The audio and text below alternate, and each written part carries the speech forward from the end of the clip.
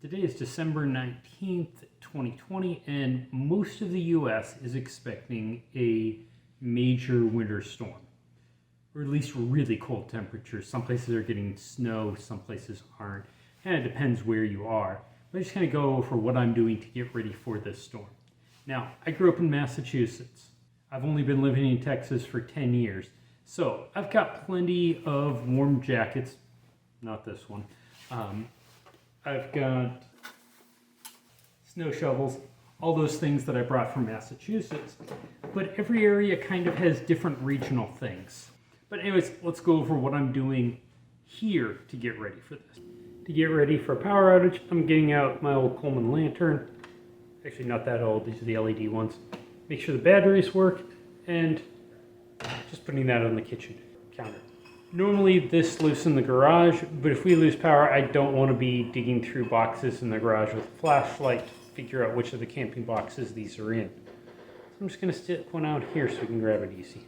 So out here, I've already disconnected the garden hose a couple days ago, and I'm putting these little insulated socks, basically, over the spigots. I picked these up on Amazon. It's Artie Gifts brand if you care. But the idea here is just insulate the spigot, keep things from freezing. I know this is going to seem a little weird, is I'm cooking some rice and some beans, and we're going to leave these in the fridge. We tend to eat lots of rice and beans here. My wife's Filipino, she eats a lot of rice. I eat a lot of rice. I eat a whole lot of beans. So I'm just getting these things ready, and since all of my stove, microwave, everything's electric, if I lose power, those all go down. And while, yeah, I could go outside and cook on wood or on a propane stove, I don't really want to be outside when it's 15 degrees out trying to cook. So I'm just going to go ahead now, cook a bunch of extra stuff, and throw it in the fridge. So if we do lose power, I can just grab it out of the fridge and it's edible. I mean, it may not be great without having heat, but it's edible. So we're about to be filling both of the rice cookers, and I'll cook those beans in the morning before the storm comes in. The last thing I'm going to do, and I won't actually do this until tomorrow, is we're going to drip the sinks in the bathrooms. So I'm just going to leave this one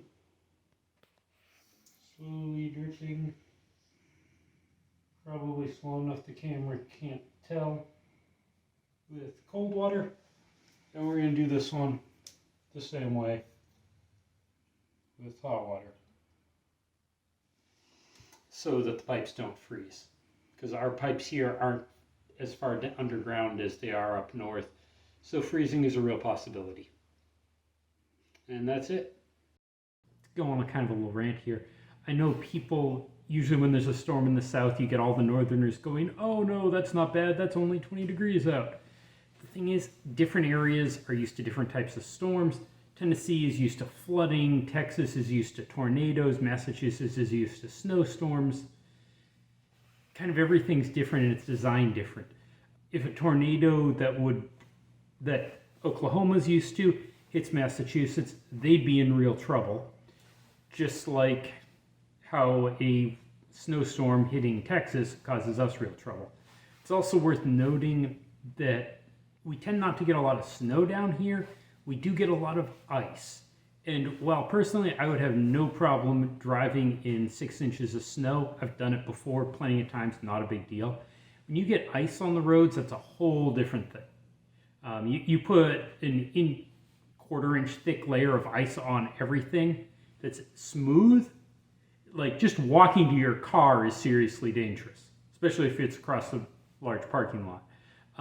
Driving, forget it. You'll have zero traction. It's a whole lot worse than driving in snow.